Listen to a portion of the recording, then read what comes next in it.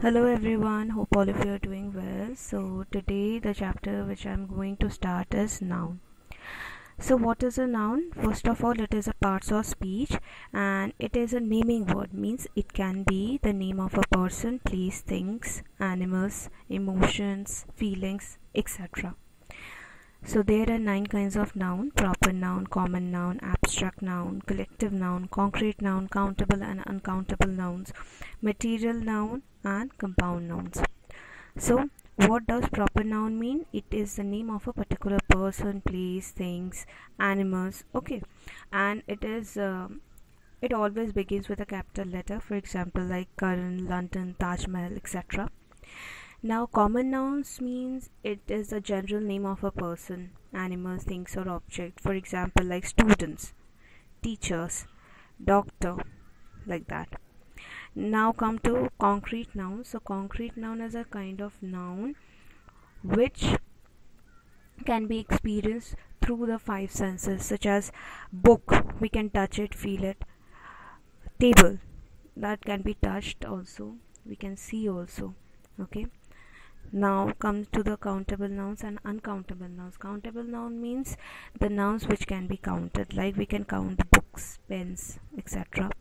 Uncountable nouns which cannot be counted, okay, nouns which cannot be counted like water, oil, sugar, etc. Now come to the collective noun. So collective noun means it's a name given to a group or a class, okay. It means a group of people or things, for example like herd, jury, flock, bunch.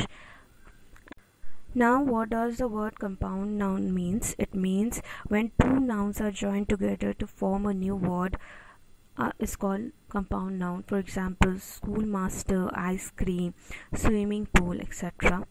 Materialistic noun means, or material noun means, it is the name of a substance or materials which we use for making something else, for example sugar, wood, okay, etc.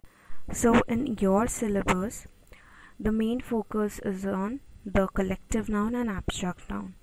So what does the word collective noun mean? So a collective noun is a word that denotes a group of people or thing, okay. So it is a name given to a group or a class. For example, herd, jury, class, these are the words that comes under the collective noun. Some sentence example I've used here. Let's see. We waited anxiously for the jury to come to a verdict. Now jury is a word which comes under the example of collective noun because it's denoting a class, okay, it's denoting a group of people, jury. Our class took a field trip to the Natural History Museum.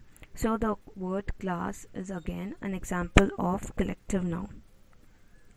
Now coming to the abstract noun. So an abstract noun is something you cannot see, touch, hear, smell or taste. For example like happiness, it cannot be seen, it just, we can feel it but we cannot see it, touch it, smell it, okay. Defeat is something which again cannot be felt by our 5 senses, we only have the idea.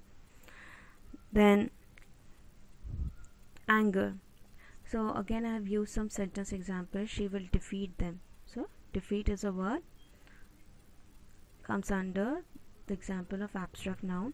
She tried to restrain her anger. So anger is again the example of abstract noun. So abstract noun can be classified under 2 heads: attributive noun and verbal nouns. So abstract noun can be made from other words such as adjectives and common nouns, and also from verbs we can form the abstract nouns. So the nouns that derive from adjective and common nouns are called attributive nouns. For example, kind plus ness, kindness; infant plus c, infancy, okay. Then verbal noun means the abstract nouns that derive from verbs. For example, abolish plus shun is abolition; move plus ment, movement, okay. So that's all for today, children. If you have any doubt, please do ask me in the live session. So thank you, have a nice day.